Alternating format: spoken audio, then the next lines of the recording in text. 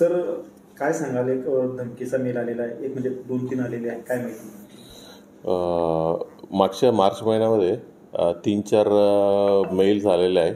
म्हणजे त्यांचे अनॅनिमस मेल आहे, अलग अलग नावाने त्यांनी मेल पाठवण्यात आल्या होत्या. ती मेल आपला पोलीस स्टेशन स्तरावर काय मेल आलं, काय SP ऑफिसला, काय ॲडिशनल SP ऑफिसला, काय कलेक्टर ऑफिसला देखील मेल आलेलं आहे.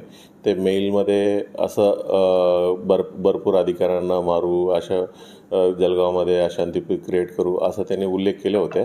ते मेल जरी वाचल्यानंतर काही सिरियसनेस कोणाला वाटत नाही, अशा पद्धतीचं एकदम मोगम पद्धतीने त्यांनी जे कोणी दुखवलेलं, एखादी कारवाईमध्ये दुखवलेलं माणसं ज्या पद्धतीने मेल करतात, तेव्हा ज्या पद्धतीनं आपल्याला लेटर्स पाठवतात त्या पद्धतीच्या त्यांच्या वाक्यरचना होत्या. ही सर्व मेल आल्यानंतर आम्ही जळगाव सायबर सेलमध्ये एक गुन्हा दाखल करण्यात आलेला आहे.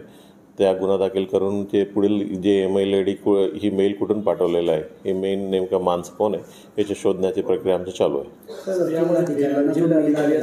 जिल्हाधिकाऱ्यांना तो धमकीचा मेल केलेला आहे, तो यापूर्वी ज्या माणसाने पाठवला आहे त्याच व्यक्तीने पाठवला की नवीन व्यक्ती? बेसिकली त्यांचं ज्या पद्धतीचं त्याचे वर्डिंग्स होतं, म्हणजे सर्व मेल एकच माणसाने पाठवलेलं आहे. म्हणजे त्याच्यामध्ये काय पोलीस अधिकाऱ्यांचं नाव आहे आणि काही मोठ्या माणसाचं देखील नाव त्यांनी असंच त्यांनी उल्लेख केले होते. ते मेलचं काही सिरियसनेस असं वाटत नाही.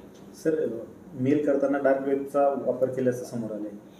काय डार्क वेबचं असं काय अजूनपर्यंत आम्हाला समोर नाही आलेलं आहे. त्यांनी एक ईमेल प्लॅटफॉर्म त्यांनी निवडले होते, त्या ईमेल प्लॅटफॉर्मवरून त्यांनी मेल केले होते. सर, कधीपासून मेल येत आहेत नेमके? कधीपासून मेल येत आहेत? मागच्या महिन्यात 3-4 वेळेला आले होते. शेवटचा मेल कधी? शेवटचे मेल